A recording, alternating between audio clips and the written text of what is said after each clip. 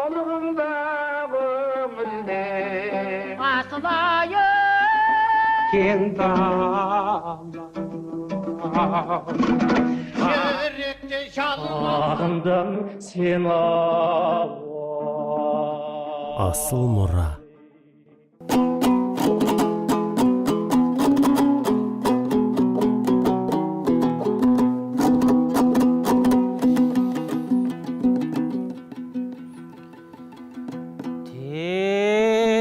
дегенде шапибайо шапибая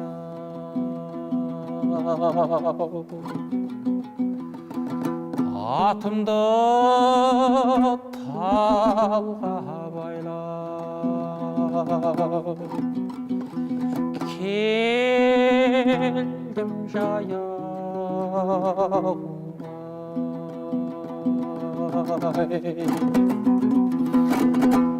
атымды талға байлап келсем жаяу шапиғыз жатыр екен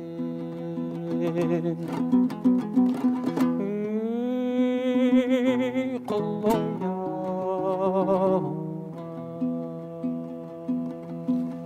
Ассаламағалейкум, ардақты ағайын. Бұл Асыл мұра бағдарламасы.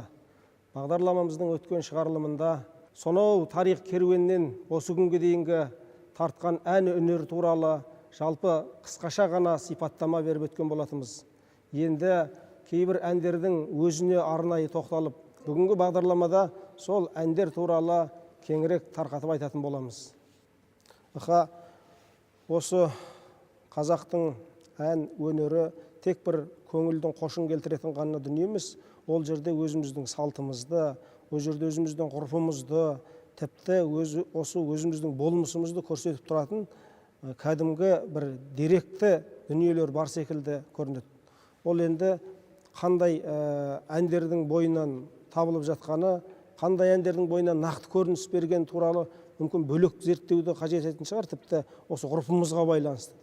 Осы мынау Біржан Салдың Буырылтай дегеннің өзінде таңбасы жоқ, ені жоқ. Буырылтайдың дегеннен бастап жаңағы ақсақалдар дұрыс айтасың деп әншіні қоштай жөнеледі ары қарай. Себебі таңбасы жоқ, ені жоқ Буырылтайдың деп отырған ол бір тайды ғана айтып тұр ма? Ол басқа дүниені айтып тұр ма? Ол мүмкін ғашығын айтып тұр ма? Оған әлі қалыңдық, құдалық айттырылмаған, әлі қалыңы берілмеген, таңбасы жоқ, ені жоқ. Буырылтайдың сағасы өткел бермейді терең сайдың дегенде рас дейді. Өйткені сол сағасы Біржанға жаңағы сол ғашығына қосылуға біреу қарсы болып жатыр ма? Немесе мүмкін бұл бір далада ән салып жүрген делбе деп бір бай бергісі келмей отыр ма? Оны жан-жақты өзі тыңдарманның жаңағы көңілі бір қыран құстай кең аспанды шарлап кете береді ғой. Сосын Құбажонға шоқытып шыға келсем, жұрты жатыр өзі жоқ қалқатайдың дейді. Сосын жаңағы Құбажонға шоқытып шығудың өзі қазіргі сол бір аттың неше түрлі жүрісінің өзі жолаушының кей кезде қандай жағдайда екенін көрсетеді. Мысалы, шоқытып шығу деген алыс жолдағы жолаушыға ең тез жүріс болып саналады негізінде. Өйткені қатты шапса аты бұрылығып қалады, жете алмайды. Ақырын жүрсе күн ұзарады, жете алмайды. Сонда шоқытып жүру ең асығыс Құбажонға шыға келсем дегенде енді ол кездегі тыңдарман қапысыз қабылдап, шыныменен сол жаңағы Біржанның өзі шоқытқандай тыңдарман бірге шоқытып отыратындай болатын рас. Қазір оның барлығы кішкене барқын тартып, көрермен көңілінен бір дәп сол күйдегідей орын ала алмай жатқан рас. Сондықтан бізде ән өнерінде осы мәтіннің жұмбақталып бара жатқаны, сол мәтіннің ішіндегі болмысымыздың жұмбақталып көмескі тартып баратқан рас. Осындай әндерден әңгімемізді ары қарай тарқата тұрсақ. Ой, бәрекелді. Біз бірінші әңгімеміздің ең алғашқы әлқисасында есіңізде болса Өлеке, бұл сұрақтың ұшығын шығарып кеткенбіз. Сіз бүгін енді соны ары қарай жалғап алып міндетіп отырсыз ғой. Сонда мен қаперлеріңізде болса, мына қазақ әні көп қиянатқа ұшырады деп айтқан болатымын. Өйткені енді жалпы мына отарлау дегеніміз не десеңіз, ол болмысты отарлау ғой. Өйткені болмыс отарланғаннан кейін басқа бір болмысты әкеп, соны орнықтырып, сол пайымға адамды әкелу ғой. Ал енді біз музыканы әнді тек ән ғана дейтін болса, қатты қателесеміз. Онда айтқанбыз, ән дегеніміз жалпы ұлттың кісілігін, мәдениетін, ойлау жүйесін, пайымын, парасатын ұстап тұрған ол үлкен құндылық. Ол тек екі домбырадан бебеулеп жатқан немесе әншінің айтып отқан тек бір әләуләй емес. Сондықтан енді білесіз, 20-шы ғасырдың басындағы қазақ ән өнерінде үлкен қиянаттар жасалды. Мәселен 1933 жылы сол саяси бұлғақ қазақтың 500 әнінің текісін соттаған екен. 500 әнінің текісін соттаған екен. Енді ол текіс сотталды деген сөз ол жерде болмыс тұр ғой. Затаевич жинаған 1000 әннің ішінде 36-сының ғана мәтіні болды. Сондай да сөздер әбден бар. Әбден рас бұл дерек, әбден рас болу керек. Себебі енді ол нені жырлап отыр десеңіз, жаңағы тексте ескілікті жырлап отыр, Құдай туралы айтылған ақ көк деп неше түрлі сылтауларды ойлап тауып, әннің жаңа кеңестік тұрпаттағы, социалистік тұрпаттағы қайтадан сөздерді жағызған ғой, былайша айтқанда. Бөтен қозыны қойға келіп жағызғандай. Жалпы мына біздердің әндеріндегі кеше айтқанбыз, әр ғасырдың қарай өзі пайымдап анықтап, сол бір белгілі жүлгесіне бір басқаша бір зердемен қарайтындай уақыт келіп те қалды. Енді біз алаңдайтын, елеңдейтін біреудің қыспағында отырғанымыз жоқпыз ғой. Сондықтан мына біздің әуендердегі жалпы әуен ескі мысалы, сөз жаңа. Сонда кейде мына текстпен әуен, мына текстке әуен есінбей бір жағызған, бөтен қозыны жағызғандай бір сөйтіп тұрады. Өйткені мына әуеннің бәрі көнеді, текст ескі екендігін байқап тұрасыз. Себебі мынау текстің қандай жағдайда қолдан бері қарай жасағандығы анық аңдалып тұрады. Өйткені әуен оны қабылдамай, бір сауленгенде мекіренбейді. Қалай болғанда. Солай бір өте ауыр жағдаяттар болған қазақтың ән тарихында. Енді сонымен бірге қалайда болмыстың өзгертіліп кеткенді анық қой енді. Біз енді әннің ішіне қарай герменевтика деп айтып жатады ғылымда. Абай хакім оны түсінші сыртын қойып сөздің ішін деп жатады. Әннің ішкі болмысына қарай кішкене індетіңкіреп бүгін әңгіме қозғасақ па деп ойлаймын.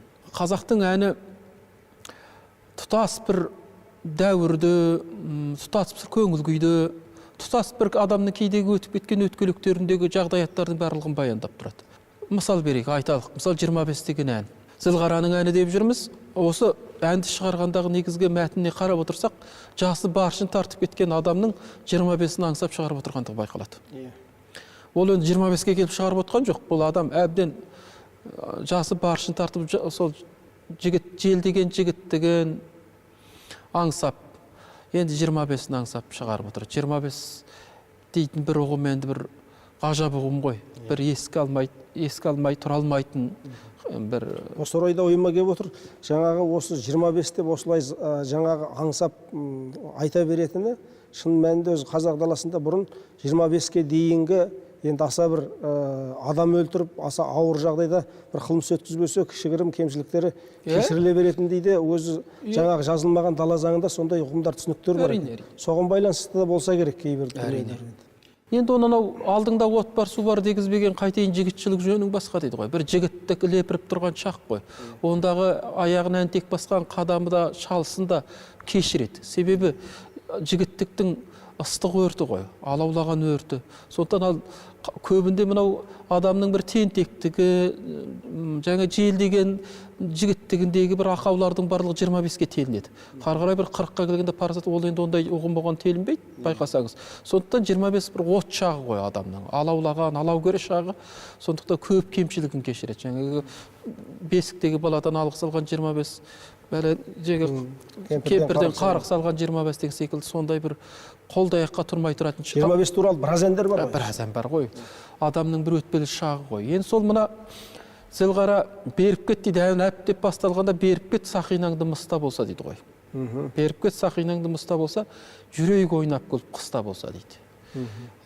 Чештағы етегіңді байпақшан кел көрейін өз сорымнан ұстап алса дейді. Біз осы текстіні кәдімгі бір былай деп талдау болады. Бірінші мәтінді өңірекші.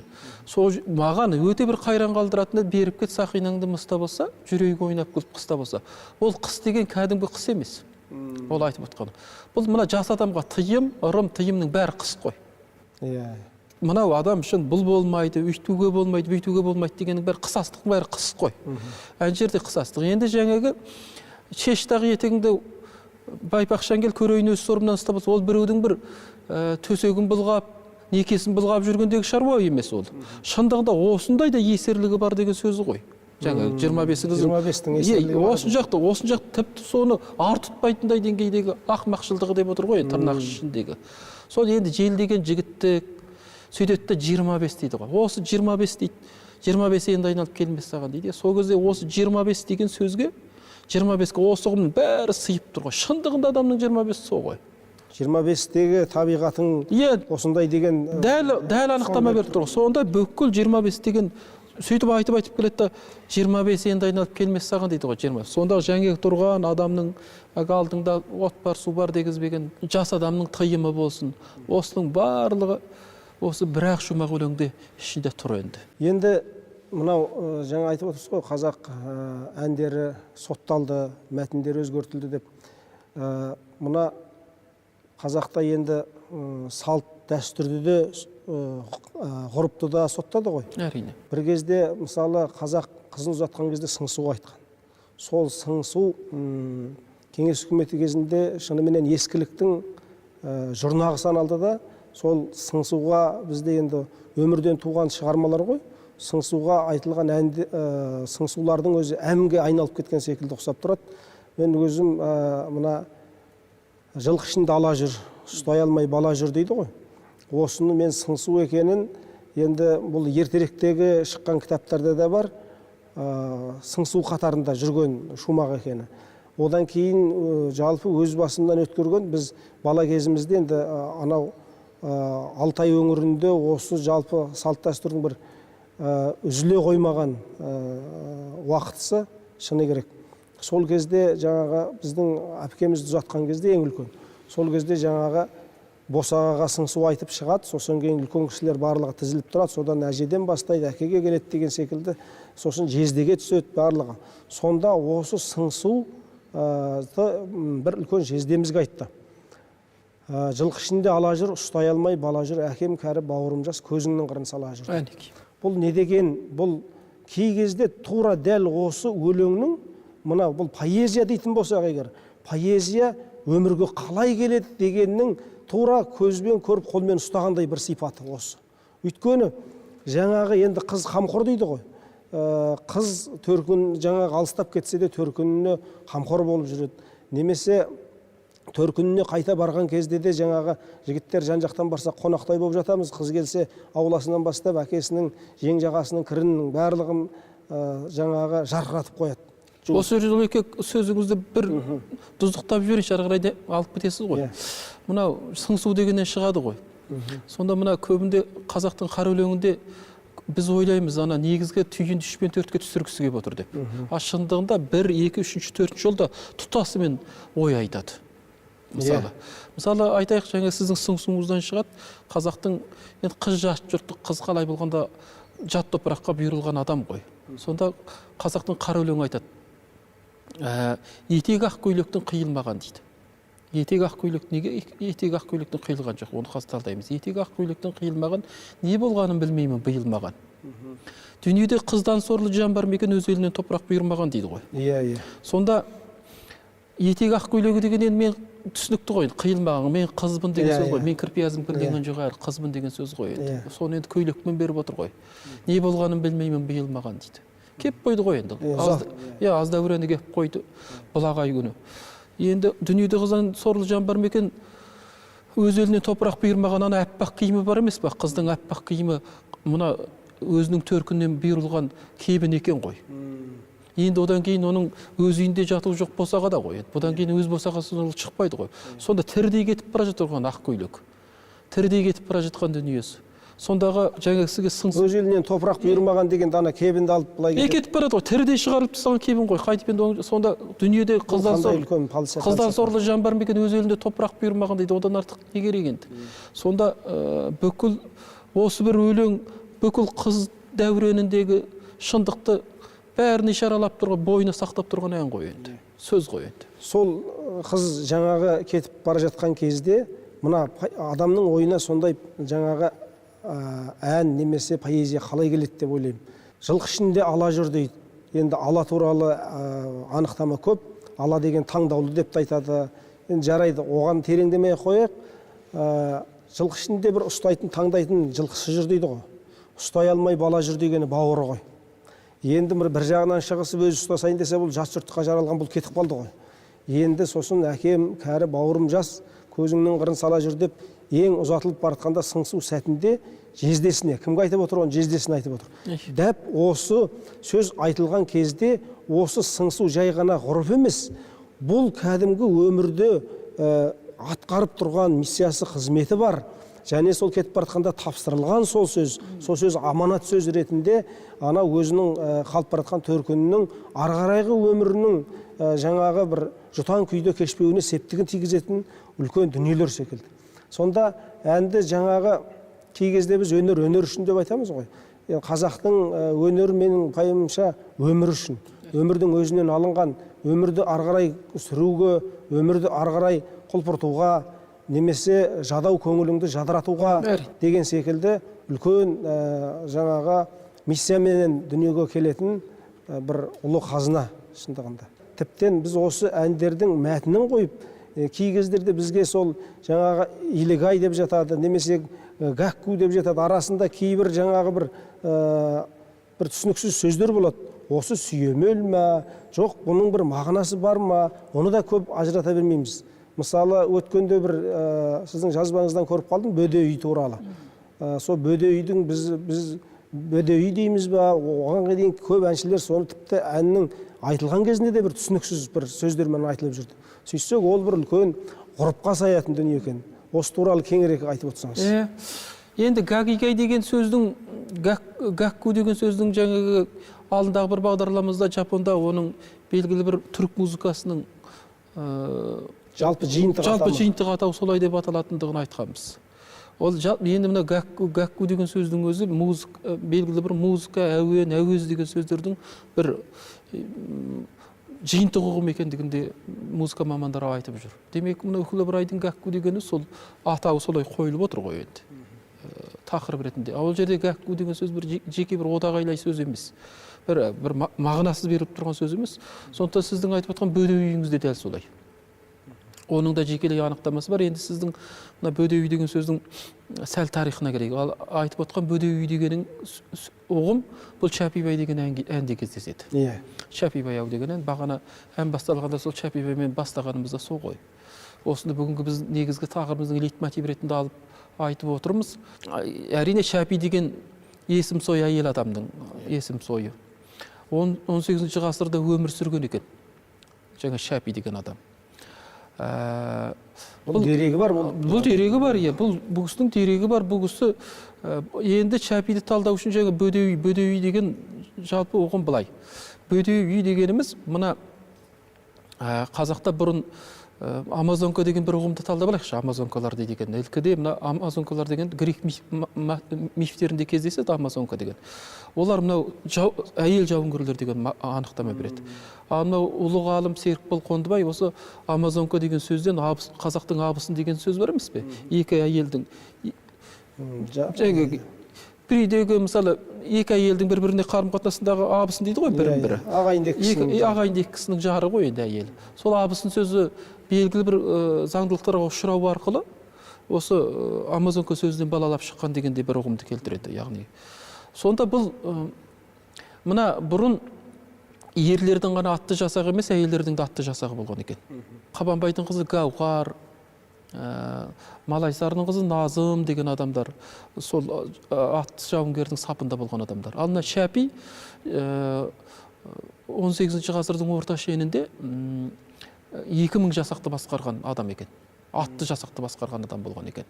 Енді өмірінің дені ат үстінде өтіп кеткен екен, жасы баршы тартып қалған ғой. Бүгінгі тілмен айтқанда биологиялық сағатын жоғалтып алған ғой. Ат үстінде жүрген кезде шоқпар тілінде сөйлеген замана ғой ол енді. Сөйтіп жүрген кезде жасы баршын тартып кетеді. Ал енді бөде үй деген ұғым, жаңағы жасы баршы тартып кеткен әйелді жекелей үй беріп, жекелей шығарып, енші беріп шығарады екен. Соны бөде үй дейді екен. бөдеу үй деп соны айтады екен. Сонда мына ән былайдан былай туып отыр ғой. Мына Күзекбай деген адамға кейін ол тұрмысқа шыққан екен. Өзінен 12 жас кіші дейді Чәпи. Чәпиден Күзекбай 12 жас кіші екен. Күйеуі. Күйеуі. Сонда жаңа бөдеу үй тігіп жеке отырған кезде қайран жарай деп жаңағы бөдеу үй болып қалғаныңдай деп бір салдың шығарып кеткен ән екен дейді ғой. Жаңағы әніңіз. Міне бөдеу үй деген мағынасы сол. Оны мына айтада кеткеніміз жөн шығар. Қалиқан Ысқақ деген қазақтың көрнекті жазушысы бөдеу үй деген шығармасы бар. Сонда бөдеу үй деген шығармада енді біз кішкентай басымызбен ол кісіге бір үлкен түзету жасағымыз келмейді десе де ол кісі мына бөдеу үй дегенде қыз баланың 12 жасқа шыққан кезде оң жақ кигіз үйдің оң жағына жеке шығарып бір төсек салатыны бар еді ғой. Өзіңіз білесіз, көшпелі өмірден көріп келдіңіз ғой енді. Соны бөдеу үй деп айтыпты дейді. Ал біз түсіндірме сөздікте жалпы қарасақ, ол көсеге деп аталады екен. Ана ал мына қазақтың кейін көсеген көгергір деген сөз сол сөзден балалап кеткен болу керек. Көсеге дегеніміз 12 жастағы балиғат жасқа жеткен қызды жеке шығарып, шымылдық ішінде жеке төсек береді ғой. Соны көсеге дейді. Жеке бөлмеге шығарғанда. Иә. Тілімен айтқанда. Ал енді бөдеу үй дегеніміз бағанағы жасы баршы тартып кеткен әйелдің жекелей енші алып отырғандағы соны бөдеу үй дейді екен. Сонда Чәпи деген ән сол тарихтан қалған тәбәрәк қой енді. Осы әнді айтсаңыз бізде және сіз соны талдап өткен сөздерді бір сезініп отырып сол әнді тыңдасақ. Бір қайырмасын айтайын. Аху қайран жарай, аху қайран жарай, аху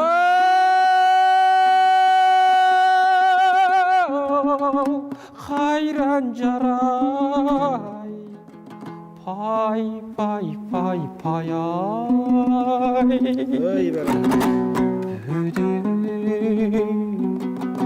бөдеу арман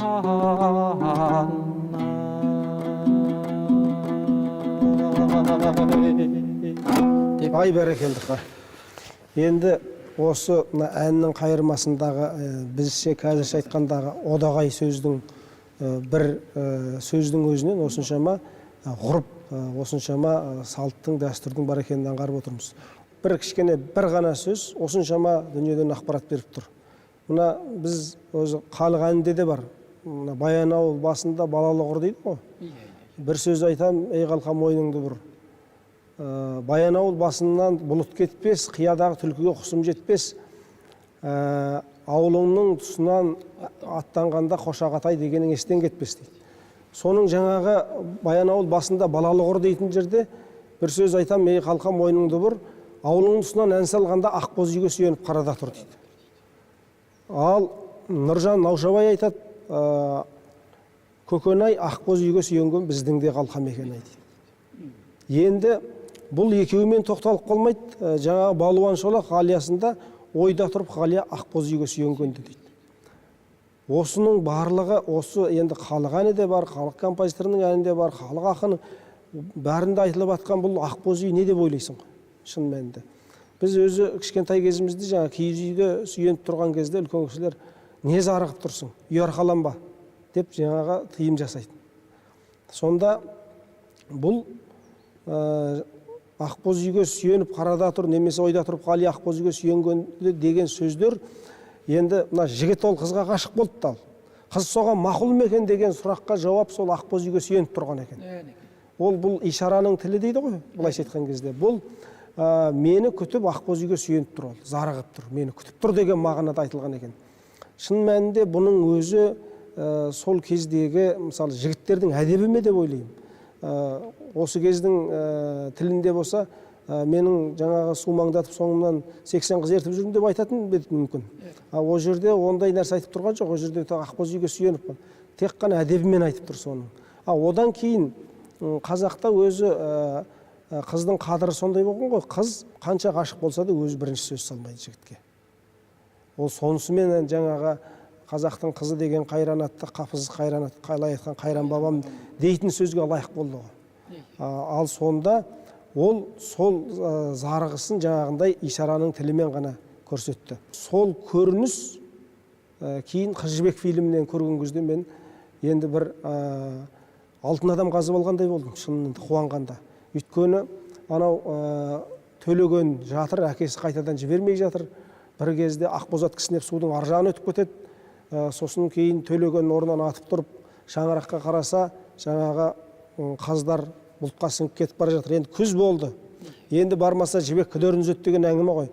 Сонда 6 қаз бұлтқа сіңеді де, жаңағы оператор бірден Қыз жібекті табады.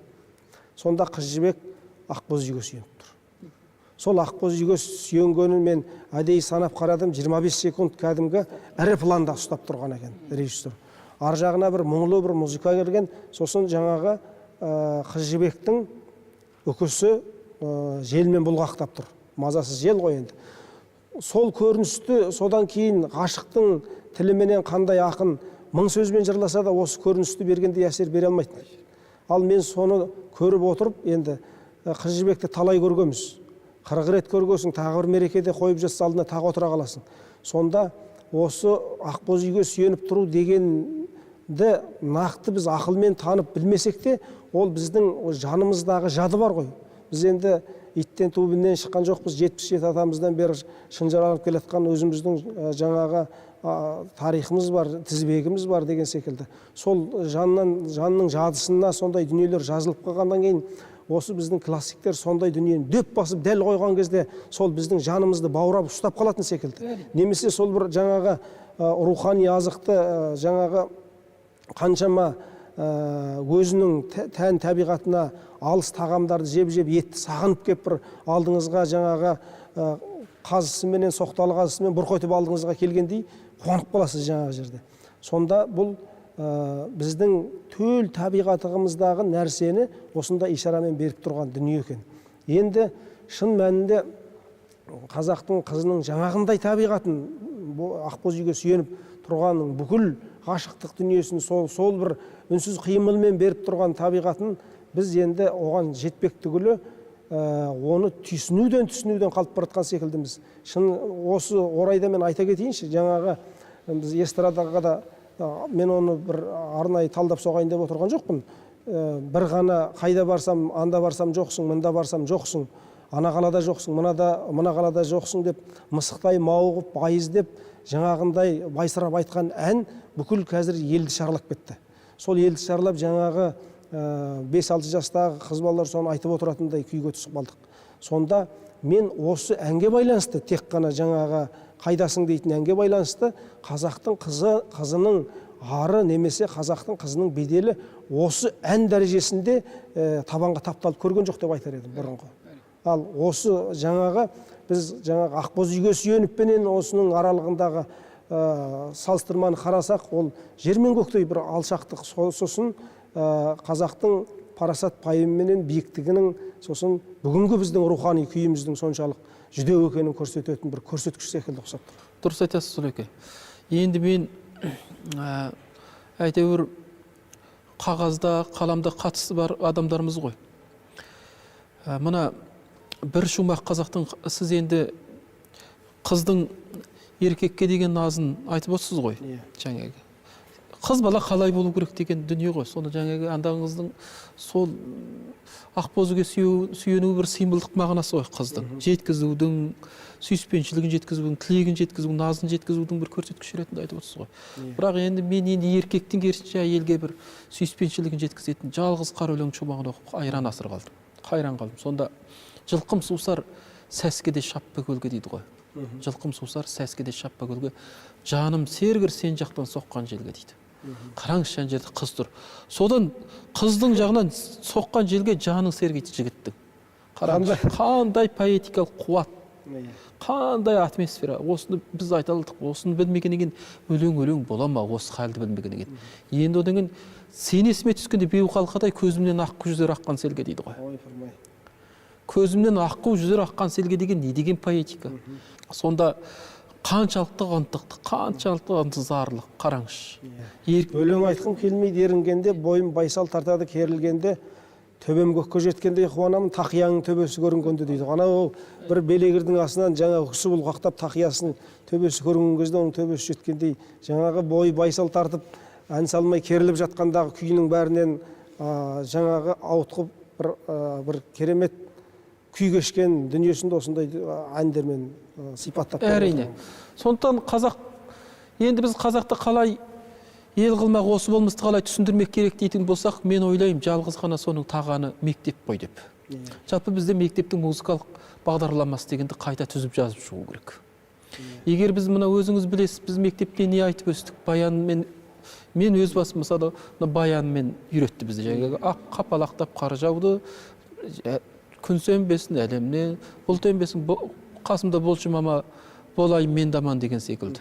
Осы әндермен өстік қой біз. Сонда мына нағыз қазақ емес, нағыз қазақ домбыра дейді. Домбыраны шеттетіп баянды кіргізуде отарлаудың бір үлкен құралы ғой. Әдебиет мектепке қаншалықты оқытылатын болса, ән мен күй соншалықты оқытылу керек. Көрдіңіз бе? Сонда ол иммунитет қалыптасқан кезде біз жаңағы мынау андеграунд дейді ғой, көше мәдениетіндегі иммунитет қой ол кәдімгі мынау. Егер біз анау мектептен бастап қазанғаппен, мынау сүгірмен, қалаберді мәдимен жұпарланған бала қазіргі музыкалық мынау экспансиялық шабуылдарға жан дүниесімен төтеп бере алады. Иммунитет қой, бізде иммунитет жоқ қой. Егер біз осы жұпыны қалмен өте беретін болсақ, қазақ әніндегі қауқар мына үлкен жойқын жаһандандыру процесіндегі әуенмен күресе алмайды. Өйткені өте бос болып тұр біздің ішіміз. Сондықтан осы мектепте осының бағдарламасының бәрі, жаңағы сіз айтып отқан ақбоз деңізде белгі түсінік, текстологиялық түсініктердің барлығы толық тарқатылып жазылып оқытылса ғой. Оқытылу керек те ғой енді. Әрине. Бұл бір шынымен кезек күтірмейтін үлкен дүние. Қадірлі ағайын, бүгінгі бағдарламамыз осыменен тәмам. Келесі көріскенше аман болыңыздар. Қамылғыңдағы өмірде асылайы Кен дала жүректе жалыма Ағындым сен асыл мұра.